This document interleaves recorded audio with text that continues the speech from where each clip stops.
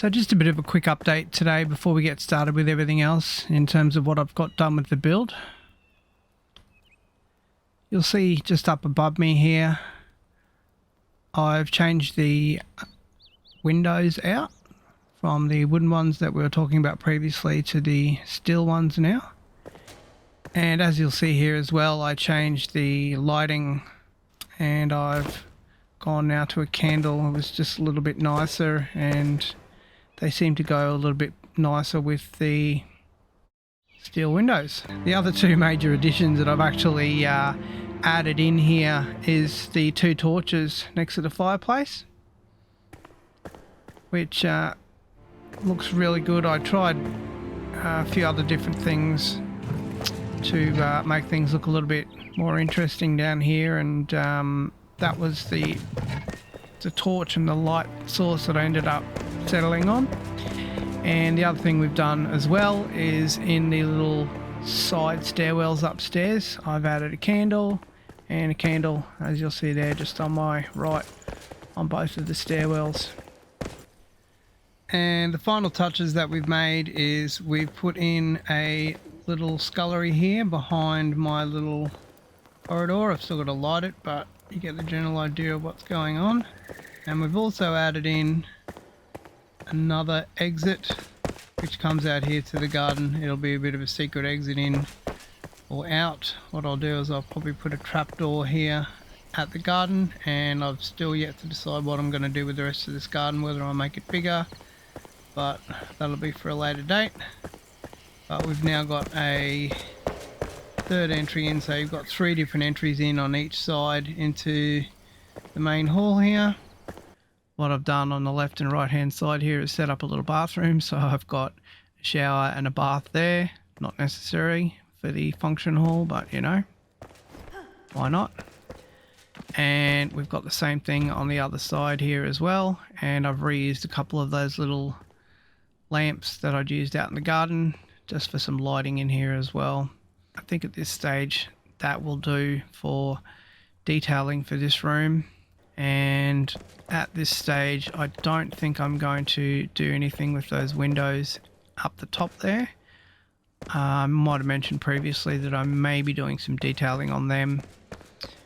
However, I don't think at this stage it's necessary, and I'm not exactly sure what I'm going to do in terms of other building outside. So there at the moment you'll see there's the three open windows and the two glass windows with the metal frames which have the trapdoors on them so I can open them.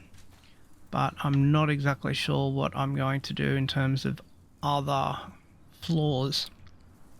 I may make other farming area there, so I'm not going to do any further detailing on that now.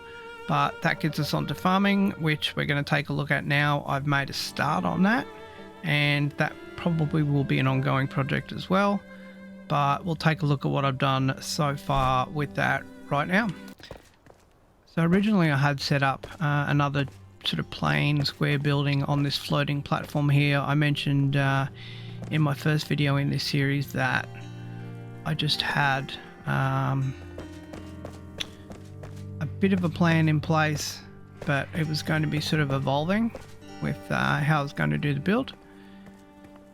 What I did have in place, however, is these steps here. So this one here and this one here, and then these go down to the ground.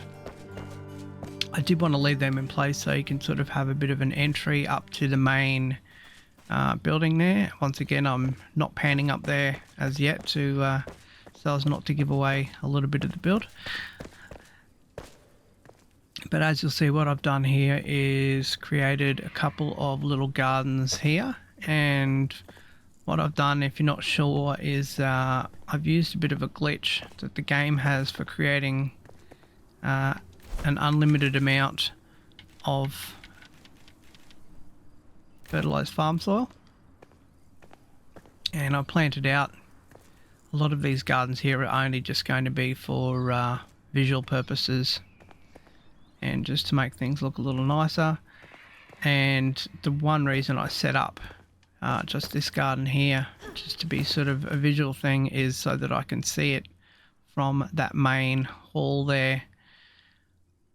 And as I mentioned, I'm not really sure what I'm going to do for the other side as yet, but I might actually make a bit of a visual garden that you can see through the feature windows from the main hall on the other side. Yet to decide on that, but we'll get there. It's going to be, as I said, it's an ongoing process, and this is going to be an extremely long process getting all of this done. But this is level 1. I've put 2 wells here. One of the little tricks that you can do as well actually is just put the wells wherever you feel like. If you recall looking under the base previously, this base is actually floating, so you can get as much water as you want out of those wells. They don't actually have to be on the ground. And what I've done is set up a second level here with a garden. I've also got another well there, which is one of the original ones that I used. Not sure what to do with that as yet. And I haven't actually planted these gardens out as yet either. And I haven't actually started with the beekeeping yet either.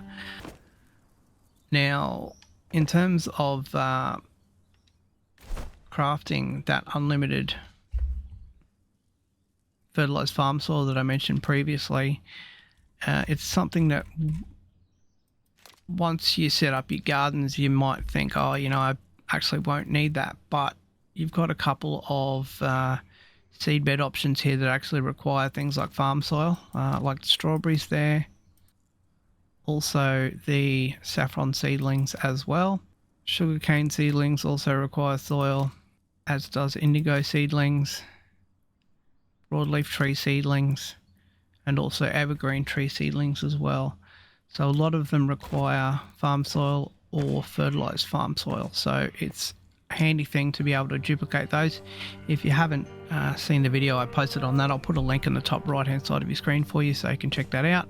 It's a really easy process. Alright, well that's about it for this video. I just wanted to give a quick update on what I've done in terms of getting the seed beds and the farming up and running. Again, this will be an evolving process, but so far it's looking pretty good. What we're going to do next time is take a look at getting the top of the building done and the big spire at the top. It's something that's going to be quite a long process and a large process. And what I'm going to do before we get into that as well is actually sort of reflect back and give a bit of a reference as to how I set the building up in the first place. And that'll give you a bit better of an understanding on how to actually do it yourself and how I actually did it as well. It's one of those things, building in this game, as I mentioned from the very beginning, that you need to sort of think three-dimensionally about. It may be quite hard to envisage the space right now where I've got everybody kind of bunched up, but what I did in the beginning is I actually had this entire flat platform set up as something completely different, with not any complicated walls or anything, just a really simple roof above it, just so all of my workers here could have a roof over their heads and they would actually start producing things. And I've had to sort of evolve it and move things around a little bit. I haven't actually finished everything as yet, but I'm pretty right in terms of resources, so I'll move everything around in the end. It doesn't really worry me too much that everybody's sort of a bit spread around the place. If you've got any questions, or if you wanted to know a little bit more about any techniques or anything that I've used, just leave a comment down below. I'll be happy to answer them for you. Alright, well, once again, thanks for watching, and we'll see you next time on Glitch Gaming.